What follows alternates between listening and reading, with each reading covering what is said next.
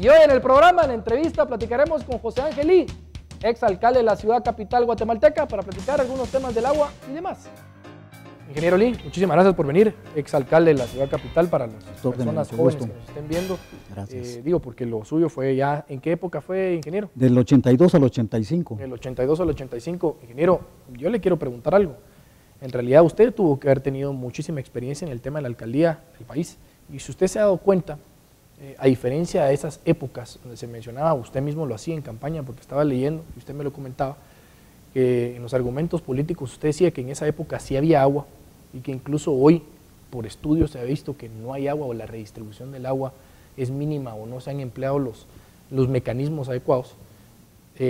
Había alguien que me decía la semana pasada, cuando entrevisté al ingeniero, decirle que el ingeniero en un principio, en el presente de su candidatura y estando en el gobierno municipal, la gente alegaba por el tráfico que había hecho, porque había roto todo el pavimento, pero era el único que nos tenía como estamos hoy. O sea, este país no estaría así, y no con esto estoy tratando de quedar bien con usted, sino le decía a alguien más que vivió en su época. Decía, no estaríamos como estamos en el tema del agua, alcantarillas y demás, si el ingeniero no hubiera levantado el pavimento, hubiera arreglado las tuberías, drenajes y demás. Y además hacíamos el ejercicio del presupuesto que usted tuvo en ese tiempo y el presupuesto que tienen algunas alcaldías hoy en el país. ¿Cuál fue su experiencia del agua en ese momento, ingeniero? Bueno, en primer lugar, es un gusto estar con usted. Gracias. Acá, y una noche con veneno es una buena experiencia. Muy agradable, gracias. Sí, es importante que señalemos cuál era la situación en aquellos años, cuando yo asumí la alcaldía, y la de ahora, porque en ese momento los candidatos a alcaldes en esa oportunidad aseguraban de que no había agua en la ciudad, y en un foro en televisión precisamente, en Aquí el Mundo, después de que todos los candidatos aseguraron de que no había agua en la ciudad de Guatemala, entonces yo afirmé que sí hay agua.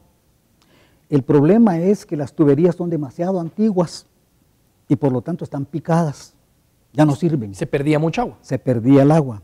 Y además que no hay un sistema de distribución de agua potable, porque los ingenieros entienden bien eso. Un sistema no es poner una cañería, después otra y otra y otra para distribuir el agua, sino que son circuitos completos. Es como que hubiera tránsito solo con una carretera. Sí, pues sería imposible. ¿Verdad? Entonces la ciudad necesita una red de vías. Lo mismo con el agua. Entonces expliqué pues de que el sistema consiste en cambiar las tuberías, pero también construir una red maestra que distribuya las presiones en toda la ciudad, y eso ya no son cañerías como las que había en ese momento de 2,5 pulgadas, sino que había que poner cañerías de 800 milímetros de alto diámetro, y que además eso no era suficiente aún. Cambiar las tuberías, poner la red maestra, pero también, lo que sucede muchas veces en las casas particulares, tener una cisterna. La cisterna a usted le permite que se llena la cisterna cuando usted está durmiendo, por ejemplo, en la noche, y al día siguiente usted tiene agua ahí, con una bombita la lleva a la casa. En la ciudad se necesitan cisternas, no las había. Entonces les dije, un sistema consiste de todo lo que he mencionado, más los tanques de captación y distribución de agua potable, que son, pues póngale usted, como un campo de fútbol, del tamaño de un campo de fútbol, de unos 3 metros de profundidad, ¿sí? Que son reservorios para distribuir el agua. Cuando no se está bombeando, no está llegando agua, los tanques se están sirviendo de todos modos, cuanta para necesidad surtir hay. de agua, digamos. Exacto. Si hay una emergencia y se rompe algún tubo grande de alimentación de agua potable, la ciudad no se queda sin agua porque están los reservorios estos, y racionalizando la distribución uno mantiene un buen tiempo mientras se está reparando. No, hay que darle crédito, ingeniero, usted fue el último que haber tocado esas tuberías. Así es. Y incluso hoy, digamos, haciendo la comparación, yo no lo digo porque me lo estoy inventando, es que yo he ido personalmente y sé que no hay agua en la mayoría de zonas. Hay problemas de agua, hay problemas de distribución. No estoy diciendo que en la alcaldía no se esté haciendo nada, solo yo estoy yendo y la gente del pueblo me está diciendo no hay agua. Ya ellos, si tienen sus sistemas complejos, si tienen sus problemas, por supuesto los han de tener. Pero la gente a mí me dice no hay agua, y yo entro a las casas y no hay agua. ¿Por qué cree usted que el día de hoy nos enteramos de que un 40% del agua se pierde por falta de mantenimiento, digamos, a las cañerías y como le quiera llamar usted, ingeniero. ¿Por qué cree usted que, digamos, no solo el alcalde de la ciudad capital, sino los alcaldes en el interior no le ponen atención al agua como debiera ser? ¿Por qué cree usted? Bueno, en primer lugar, el problema que hay con las alcaldías es que lamentablemente hay en la ley un error y es la posibilidad de reelección. Entonces, ningún alcalde quiere invertir en obra permanente que no se vea. Pero hablemos más bien de lo que siente el pueblo. Usted lo ha comprobado. Claro. No hay agua en las casas, no llega. Y es, pudiéramos decir, denigrante para un municipio y especialmente para el alcalde, que usted vea que andan pipas con agua, es decir, cisternas de agua, distribuyendo y vendiendo agua, que obviamente eso es la síntesis del fracaso del alcalde. Que ande alguien con una gran cisterna vendiendo agua en las calles. Y eso es lo que vemos. Entonces esa inversión, como es tan grande, y el alcalde lo que quiere es solo mantener la nigua, como decimos en el pueblo, entonces no quieren invertir, entonces solo están reparando cositas chiquitas. Pero ojo, el pueblo debe saber esto. El 40% del agua se está perdiendo en las cañerías porque no las van cambiando. Esto tiene que ser un mantenimiento permanente. Y como no se está haciendo, se está acumulando y se está perdiendo el agua. Cuando yo resolví el problema del agua potable, créanmelo, y lo pueden ver históricamente, pueden consultarlo, no le subimos ni un centavo al canon de agua, al precio del agua. No hubo aumento. ¿Por qué? Porque agua había. Lo que hice fue no permitir que se perdiera el agua. Y esa agua que se perdía se vendía. Entonces no había necesidad de subirle ni un centavo. Y lo mismo es ahora. Se está perdiendo el 40%, pero le están subiendo al precio del agua. Y no dan mantenimiento al agua. No le dan. Entonces, ¿qué es lo que pasa? Que el agua que se está perdiendo, nosotros la estamos pagando. Porque a la poca agua que le llega al pueblo, a esa le ponen un precio mayor para pagar lo que se está perdiendo. O sea, se pierde agua y nosotros la pagamos. Ahora, ingeniero, hagamos, ya que usted sabe mucho de números y demás, como ingeniero, digamos, de presupuesto, ¿usted cuánto tenía en la época que usted fue alcalde? 20 millones de quetzales. Que el presupuesto hoy en día de la alcaldía, pongamos de ejemplo de la ciudad capital, son 2.000 millones de quetzales. Alrededor de 2.000 millones. Digamos, poco más, poco menos. O sea, si hay dinero para hacer el mantenimiento de las cañerías, eso sobra. Hay mantenimiento. Ahora, políticamente, si usted se comparara con los otros alcaldes, ¿qué es la diferencia entre usted, digamos, y los alcaldes que han pasado después de usted? Digamos que no han hecho, según usted menciona, trabajos, digamos, tangibles para el futuro de los guatemaltecos. Sí, esa es la diferencia justamente. Cuando uno es político, es, podríamos decir, como un servidor. Solo los pastores, los curas, en fin, solo ellos son superiores éticamente a un político. El político es el servidor, es la persona que el pueblo designa para resolver los problemas. Y eso es lo que debe hacer. A eso me dediqué entonces.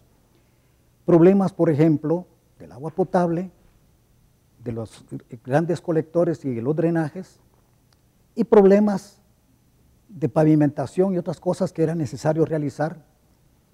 Todo tiene una sola orientación.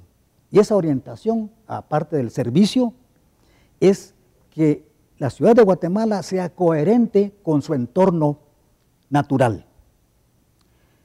Si no hay drenajes, se está contaminando el lago de Amatitlán. Ahora, los drenajes no solo consiste, el sistema no solo consiste en las tuberías y los grandes colectores, que dicho sea de paso, por falta de mantenimiento, se han hundido en la zona 6 y en la zona 2. Ese gran colector que yo construí siendo alcalde y que no le han dado mantenimiento. Ellos argumentan que no. Bueno, no yo, pero los vecinos de la zona 2 y la zona 6 tienen un comité y tienen un juicio penal contra el alcalde de la ciudad de Guatemala, precisamente por la falta de responsabilidad por los hundimientos de esos drenajes.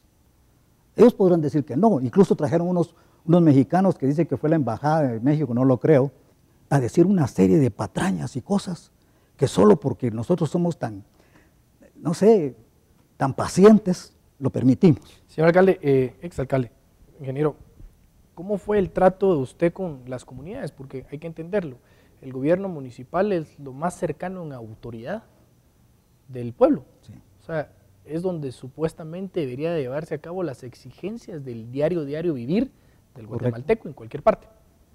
Existen los COCODES establecidos en ley. Correcto. ¿Cómo manejó usted el tema de los COCODES? Porque hemos visto hoy en día que al alcalde, algunos diputados están cuestionando el tema de que no se le da ingreso en su afán comunitario a los COCODES. Ellos tienen el CUC y, digamos, abrazando al CUC los alcaldes auxiliares. ¿Usted cómo manejó ese tema?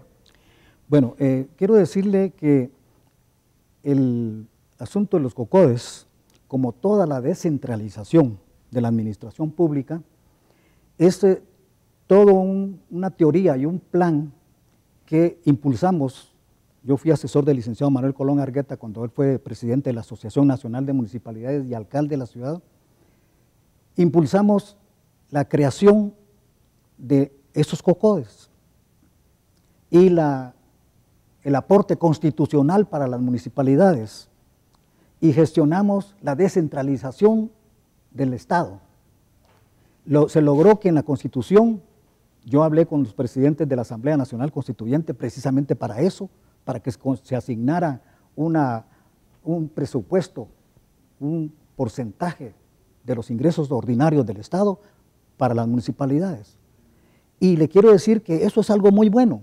Los alcaldes, repito, quieren tener un poder omnímodo, son especie de señores, de caciques de la guerra, es lo que se dice la Edad Media. Es una serie de bastiones, de caciques en cada lado, y no se permite que exista una coordinación nacional, una comunidad general, un destino único, un plan nacional de desarrollo y, por supuesto, que haya justicia social, que haya una racionalización del uso de los recursos del Estado y que haya lo que yo llamo honradez.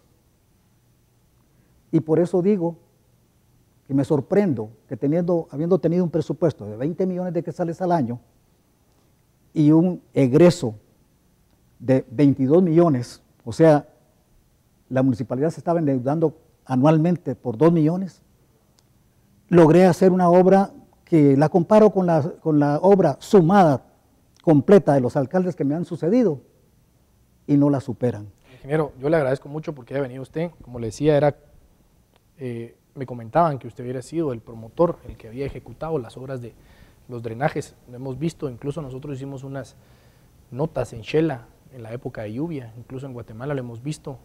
Ambos alcaldes, y no en afán de señalarlos, argumentan que es la falta de educación de los ciudadanos que botan basura y que tapan las cañerías y demás, aunque sí tampoco nos hemos enterado del 40% que se pierde del agua y que es un cobro que se hace, llegue el agua o no llegue el agua.